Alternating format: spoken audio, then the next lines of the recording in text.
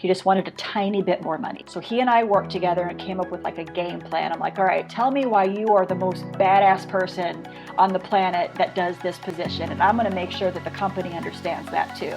And I was able to write up this like beautiful paragraph essentially explaining why this guy was so amazing and sell it to comp. Welcome to Security Cleared Jobs, Who's Hiring and How, the podcast for cleared professionals looking for new opportunities and career advice. We go behind the scenes with recruiters and hiring managers from leading cleared employers to uncover the information you need to make a smart career move. Get ready for insights from this week's guest and your hosts, Kathleen Smith and Rachel Bozeman. Welcome everyone, this is Kathleen and we're ready to dive into another show where we get to learn about a fabulous cleared facilities employer. By my side always is Rachel, and in our production booth is Ashley with her intern who's now taking his bottle, which is really great. So he will be quiet for a while. So Rachel, what's going on with you today? Well, a bottle, maybe some bottles will keep me quiet, but today I am ready to talk with our good friend and talk a little bit more about careers and all sorts of fun stuff. So we're excited to be talking to a dear friend in the community, Meg Pexa, Principal Cyber and Robotics Recruiter with Sandia National Laboratories. Meg was one of our first podcast guests back in the spring of 2022 when she was then with Idaho National Labs. Meg, it's great to have you with us today. Thanks for inviting me back. It's one thing to be invited in the first place. It's something else entirely to be invited back. That's a big deal. And we couldn't think of anybody better to invite back. So super excited that you are talking with us again. So what's been going on with you? Fill us in a little bit about where you're at with Sandia, kind of the background there. What's been going on with you, my friend? Recruiting, right, is kind of the same across the board. If you can recruit for one industry, you can pretty much recruit for any industry. You just got to learn how to not sound like a total idiot when you ask questions and the keywords to ask, keywords to look out for with the answers. So I'm pretty much doing that, but just for a company that's 3 times the size. So it's been drinking from the fire hose, big time, lots of learning. A lot of the processes and procedures are different, but the basis is still the same. I got to find the best of the best talent. We're looking for like senior and distinguished and principal level people, the type that like maybe exists like 1% to 2% in the world. I'm exaggerating, but they're hard, right? They're hard. But we know no one better than you to find them. Well, I appreciate that. So the national laboratories are always just sort of a favorite topic of mine because I really feel that they provide the backbone to our science and all the really hard work that we do and really support our overall infrastructure. But help people understand, can you fill us in a little bit more on the role and mission of Sandia Labs?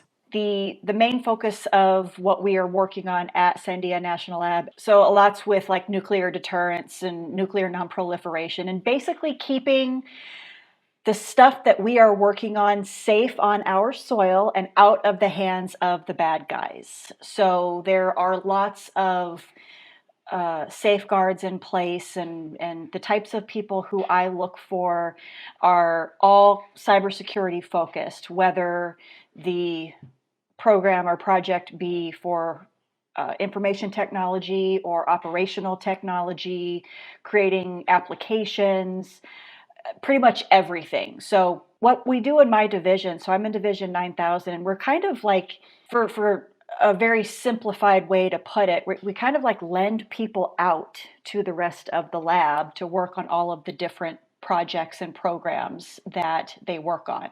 So because of that, the people in our division are very well versed in what's going on with the other different divisions. So very large national security focus, nuclear deterrence or nuclear nonproliferation, nuclear deterrence focus, and things like that. All things that just roll right off the tongue. So easy. You know, so easy schmeezy. But I have to tell you, I am like digging the new title, Principal Cyber and Robotics Recruiter, like pretty cool. So, kind of looking at the different things that you're hiring for, obviously we know it's in the cyber and robotics, and you were giving us some, some insights to those different pieces. But what are the different type of cleared positions that you're currently hiring for?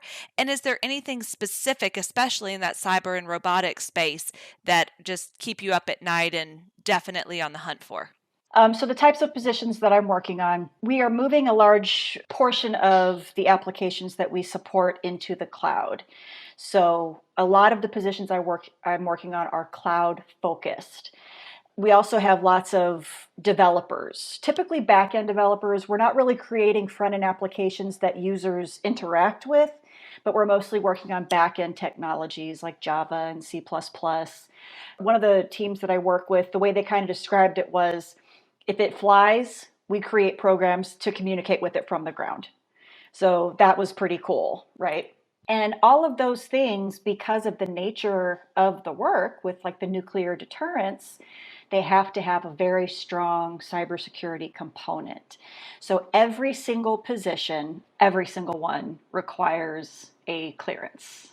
Are you hiring outside of Albuquerque, or kind of like where is the scope? Where are the roles? So all except for one so far have been on site in Albuquerque.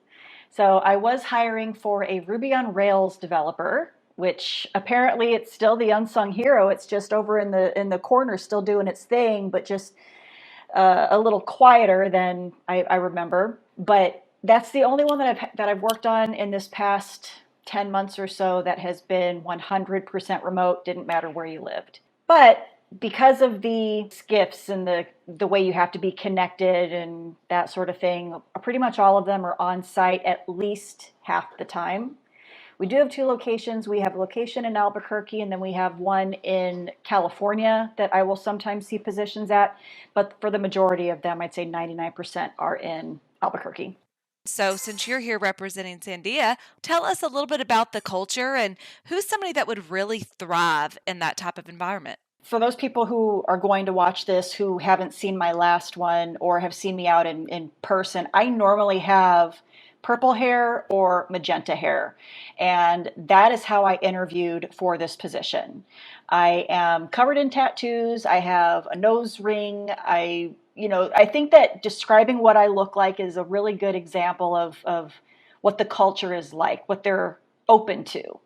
It's not the type of stuffed shirt type environment where you have to wear a suit and tie or the women have to wear skirts or any nonsense like that. It's more about what you can bring to the table, not just with your knowledge, but also with your personality. I think that from what I've seen across the board with the lab system, I think they do a really phenomenal job of hiring not only skill sets, but also personalities. They would rather train a couple of things and have a really good personality fit versus hire brilliant jerks that you have to work alongside for 40 hours a week. What I can tell you is that in the last year or so, we hired a whole team of technical recruiters at Sandia, and our job is solely to find the passive candidates, the ones who aren't necessarily looking. We're, for lack of a classier way to put it, we're professional stalkers. We find people who aren't listed or who don't necessarily want to be found, and we start a cold conversation with them to bring them on site. Awesome. I love it how you always have this description. Look, got purple hair, magenta hair, blue hair, and all this, because I don't think people understand that to be researchers, you also have to have fun. Mhm. So, Meg, the clearances that your folks have are L and Q, Department of Energy clearances. How do those compare with the secret and top secret clearances that we normally see in the rest of the DoD world? And what are your experiences with those clearances transferring over to DOE? And is it a lengthy process? Is it a convoluted process? Not that I've seen for the last 5 years that I've been in the lab system. It seems a lot easier to get a DOE clearance if you already have a DoD clearance. So the L is equivalent to a DoD secret, and the Q is equivalent to a DoD top secret. I just hired somebody not too long ago. Gosh, I think he got his I don't think he had one at all, and he got his clearance in like 3 months. So long gone are the days. I guess the backlog is caught up, because when I first started working in the lab system, it was taking 18 months, if not more, to get an L clearance, to get early, the secret equivalent clearance. So I hope that it stays that way. I know that time will tell. Yeah, and I know that Rachel has a very quick question with a very quick answer coming through. Spoiler alert much, but yes, you kind of alluded to this earlier, but for sake of just getting it out there and making sure we rip the Band-Aid off, remote and hybrid work. Lots? Little? None? Well, so remote, pretty much 1%. That Ruby on Rails position was the only one that I've had, and I've worked here since August. Hybrid, though, the majority of the positions are hybrid. However, hybrid means you got to go on site, right? Every once in a while. So because of that, you do still need to be within 100 miles of the lab. So yeah, I mean, we're getting there, but I think that they said the other day, like 20% of our employees are now hybrid. So we're seeing that number kind of eke ever upward. Sorry, didn't mean to spoil your question there, Rachel, but had to do a little drum roll there. So Meg, how are you competing for the talent that you need? I mean, what are Sandia's key selling points for cleared professionals? So the things that I love, we have an amazing schedule. We have either a 980 or a 410. I am on a 410 right now, and I absolutely love it. First off, because it's so easy to work 10 hours in a day, so why not just knock it out in the beginning of the week and still have a life on the weekends? It's amazing how short 2 days can actually feel. So there's that. The other thing that we have that I think is really amazing is that if you max out the contributions on your 401k, you're looking at a 16% yield on it. And that's pretty amazing. A large portion of that, I think 6% of that of the percentage, Sandia contributes with or without your contribution. So even if you start to work for us and you don't have any extra money to contribute, we actually put 6% of your annual salary into a 401k for you. That portion of the 401k fully vests after 3 years. The part that you contribute will fully vest immediately. So if you leave before 3 years, you get to take what you've contributed. If you leave after 3 years, you get to take it all. So I always tell everybody, if you leave, just do it after 3 years. We also have a killer relocation package. It includes like housing, and we help pay for your closing costs, and we have a company that helps you sell your house and does like appraisals and marketing and all that stuff. We give you a house hunting trip for 6 days and 7 nights. We'll move your spouse with you. We help your spouse find a job once they get here. I mean, it is just like the gold standard. It's a really amazing relocation package. And, killer benefits too. And what's kind of nice about the benefits is that they're on a sliding scale. So if you're an entry-level person, you're not going to pay as much as a director to get the same kinds of benefits. So we give breaks to the people who are just coming out of college and probably still have some pretty hefty student loan bills to deal with. So that's nice too. I've never seen that anyplace else. So I thought that was kind of cool whenever I joined. And those are just my favorites. There's a bunch of other benefits too. Awesome. Love it. And something that you are is just amazing and amazingly cool, but you're also really good at giving tips to those clear job seekers out there. So yes, because I don't mind also begging, would you mind sharing some of your amazing tips that you think our listeners would love to learn from you? Sure. So what's really nice about the labs is that a lot of what we do, not everything, of course, but a lot of what we do can be found in white papers online. So as you're applying, there's going to be a ton of information that will help you during your interview to learn a little bit about the company and about the position. I always also recommend, sometimes I don't think people fully wrap their brains around the idea that whenever you're interviewing, whenever you're sending your resume places, you're selling yourself. So you have to be able to market that package.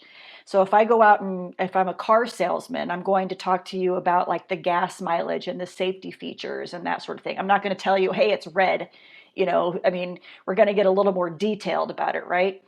So networking on like LinkedIn and in-person events are great. I know that they can be expensive to go to, so they're a nice alternative. But LinkedIn is a really good place to market yourself, to network, to get to know people. There's something to be said about just being active, like having some sort of activity on LinkedIn fairly regularly. I interviewed with one of my old coworkers who's now the recruiter at Dragos the other day, and he was kind of asking the same question. And I'm like, well, make it a vocation, like your job is to do this, but marketing yourself is also a very important part of your position right now. So simply liking people's posts, posting stuff yourself, doing research, that's always going to be very, very impressive. And you're boring your way into somebody's in the back of their brain, whether you realize it or not. So if they see your name come through as an applicant, they're going to wonder, like, how do I know this person? And there's going to be some sort of a positive name association that goes along with it. And then, of course, like resumes and stuff. I mean, I don't care about what you did more than 10 years ago. I know you do, but I don't. And a big part of resume writing is consider the first person who reads it. The last person to read it, the hiring manager, great. They might understand all the jargon and the lingo and everything like that. They might understand that this technology is sort of close to this one, so I don't have to list both. But the first person who reads it isn't going to know that. Recruiters know very shallow levels of the variety of different things we work on. So make it easy for the first person. List your education at the top if it's a requirement. List your years of experience at the top if it's a requirement. Just make it as easy as possible for us to pass you through, because you get about 4 to 8 seconds to grab our attention before we decide if we want to keep reading the resume. That's great stuff. It's all great stuff. So, what is the most recent cool hiring experience? Because there are your hires are few and far between because you're looking for such really cool talent. So, what was the most wow, we really got that person? What was it that it was a success story for you and your team that you convinced someone to come join you? Sure. I met this guy at Texas A&M University. They sent me there just because it was my first event. I'd been here for about a month, and I met this guy who was just stellar. He was about to graduate with his PhD in computer science.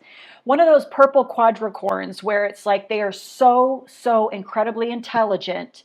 They know how to communicate and explain things in a way that people like me can understand. So I was very driven and very motivated to get him into our family. So we got to the point they're interviewing back and forth. He has plenty of time, because this is like back in December. So we're taking our sweet time with him.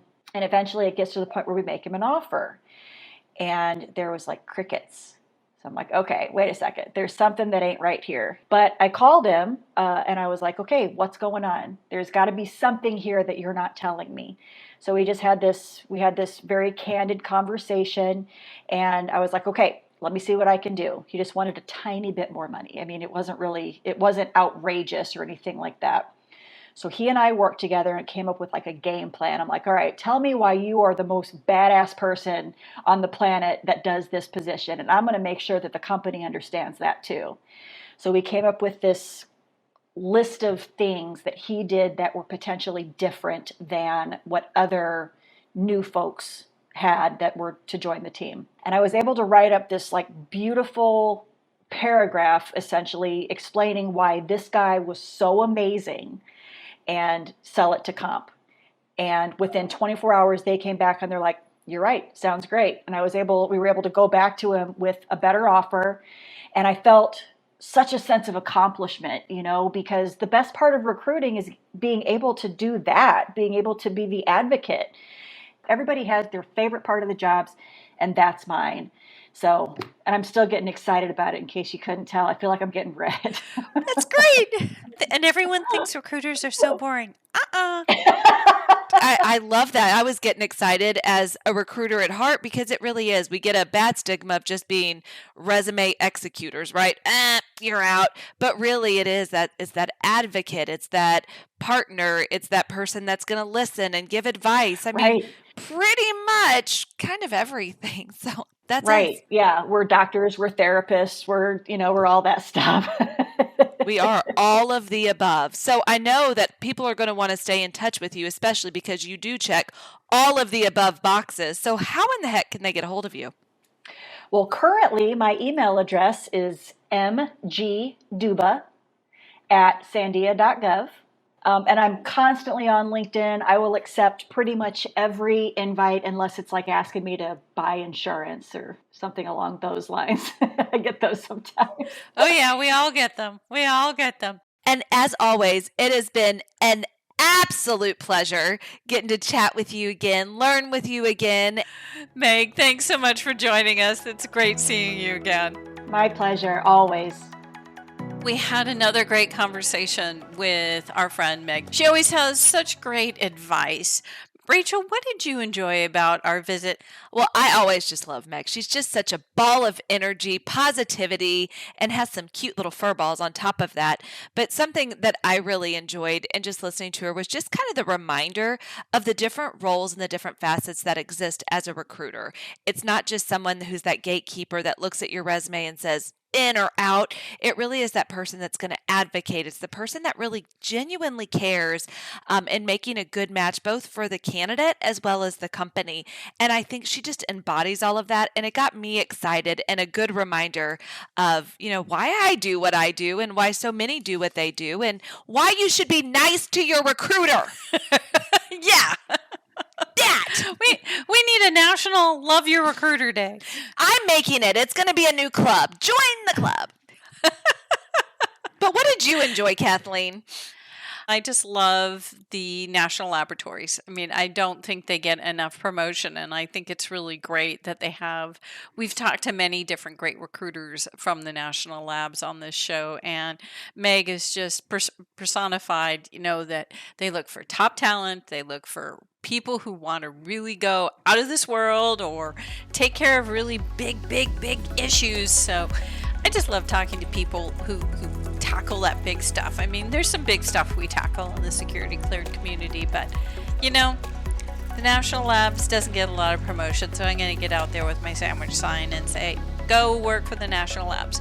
So that was another great show. Thanks for following us. Share us with your friends, and we look forward to you hear us on our next episode.